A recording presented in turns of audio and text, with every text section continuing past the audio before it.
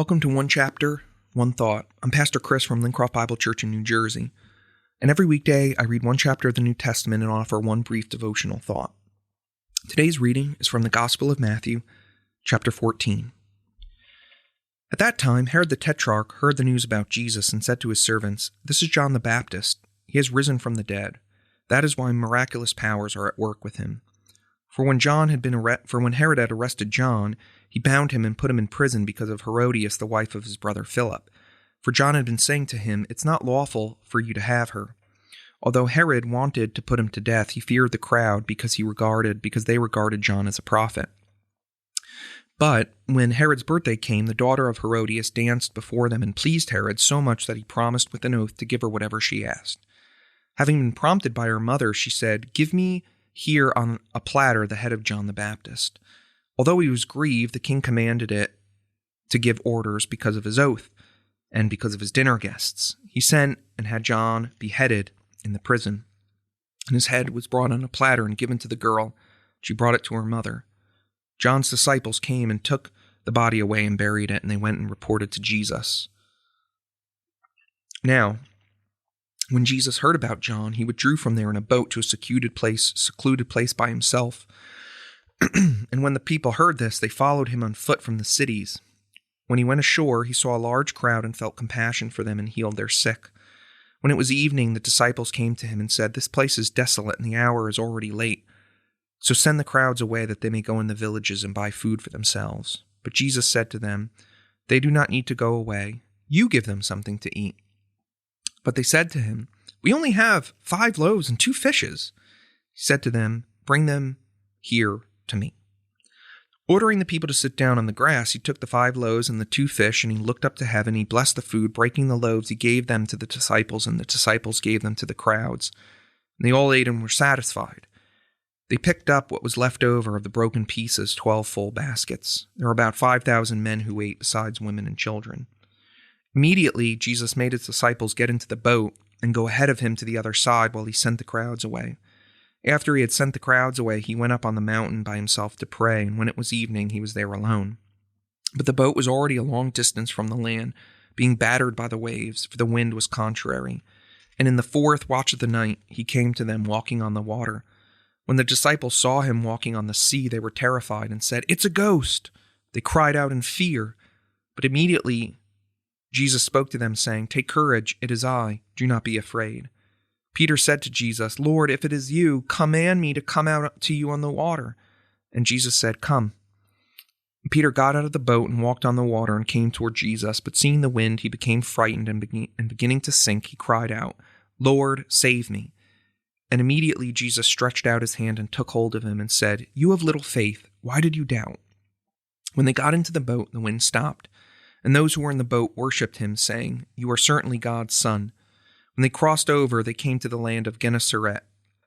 When the men of that place recognized him, they sent word into all the surrounding district and brought to him all who were sick. And they implored him that they may just touch him by the fringe of his cloak. And as many as touched it were cured."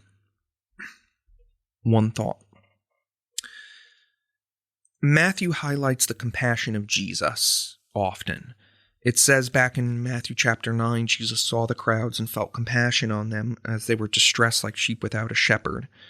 And here we see Jesus having compassion on the crowds when they're hungry. They don't have any place to go, and he heals them, and he's doing ministry to them. But Jesus also shows amazing compassion to his own disciples.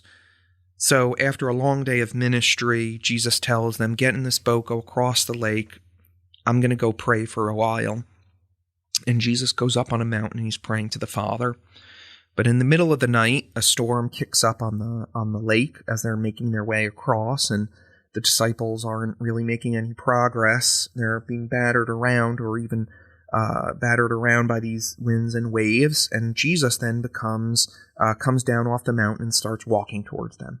And the disciples are freaking out because they think it's a ghost. Well, Peter, Peter's kind of a speak first, or think later kind of guy, or act first, think later kind of guy. And so he's like, "Lord, if it's really you, just like have me come out there and make me walk on the water.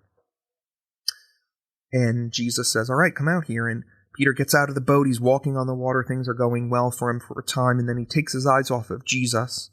He sees the winds and the storm around him, and then he begins to sink. And I just love this story so much, because then as Peter is sinking, what does Jesus do? Does Jesus tell him, hey, you know what, man, you really blew it. So can you do a couple more laps around the boat first before I let you in? No, that's not what Jesus does at all. It says immediately Jesus stretched out his hand and takes hold of him. So Peter's faith is initially very bold. I think that's super commendable, right? Peter's yeah, let's go for it. I'm going to go out on this water. Jesus, just tell me to come and I'll come out on this water. But then Peter's faith is greatly shaken. So initially he has boldness, and then his faith is shaken, and he begins to sink. And it's not because Peter loses faith in himself. That's not it at all. It says that he saw the wind, right? He was walking on the water towards Jesus, but then took his eyes off of Christ and put it on his circumstances, put it on what was happening around him, and his faith was shaken and he began to sink. And so we see the amazing grace of Jesus here, though. When your faith is shaken, Jesus does not say, all right, you got to work this off. You got to do laps around the boat. You got to do better. He picks us up and restores us. Now, Jesus does call Peter out a bit here. He says, you have little faith. Why did you doubt? So with Jesus, we see the perfect combination of grace and truth just melded together. Jesus is so gracious with us when we fail. But he does challenge us. He does rebuke us at times and say, hey, why did you doubt me? You're getting all caught up, looking at your circumstances. You're freaking out because of all these things that are happening to you. Keep your eyes on me. Keep your eyes on me. And so I think as we look at Peter's life, we can, let's just really feel Jesus' grace, have a tangible feeling of his grace, knowing that we don't have to do laps around the boat and earn his favor. And then let's try to keep our eyes fixed on Jesus, as the book of Hebrews says. Keep our eyes fixed on Jesus, the author and perfecter of our faith. He picks us up, he restores us, and he challenges us to keep our eyes on him.